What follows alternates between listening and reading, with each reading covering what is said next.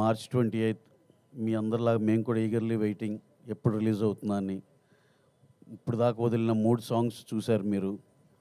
Wear ever you go, one more time and అది the surprise. 3 సాంగ్స్కి చాలా మంచి response వచ్చింది.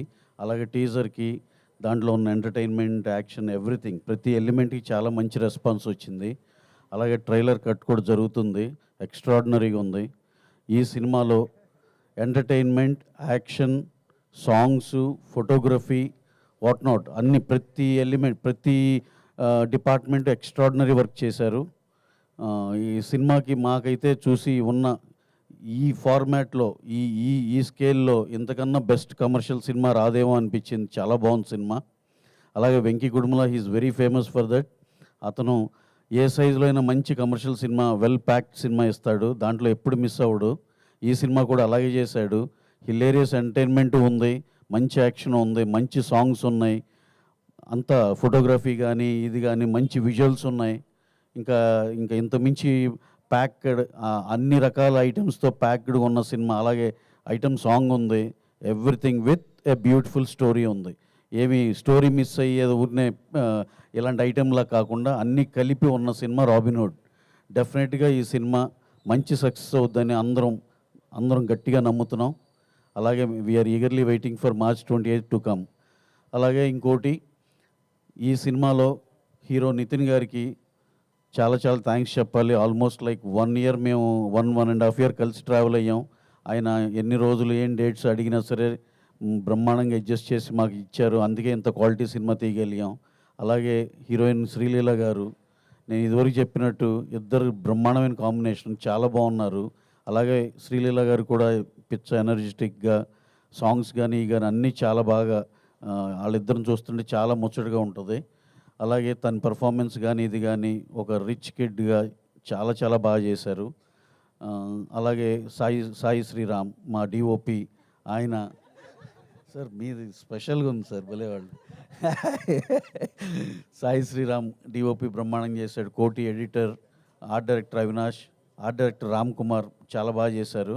అలాగే ఇక్కడ ప్రత్యేకంగా స్పెషల్గా మెన్షన్ చేసుకోవాల్సిన మా రాజేంద్ర ప్రసాద్ గారి గురించి.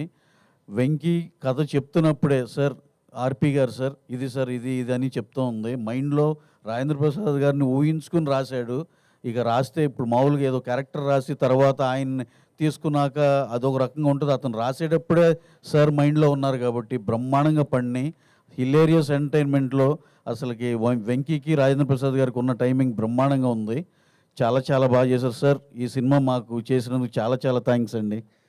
We love to work with you so many times and not only for this movie, ఇంకా ఫ్యూచర్లో శ్రీమంతుడు ఫస్ట్ సినిమానే మాకు చాలా మెమరబుల్ హిట్ ఇచ్చారండి. ఇంకా రిపీటెడ్గా మీతో పనిచేయాలని చాలా కోరికగా ఉంది సార్. అలాగే వెన్నెల కిషోర్ గారు, ఈ దీంట్లో ఉన్న క్యాస్టింగ్ అందరూ బ్రహ్మాండంగా చేశారు.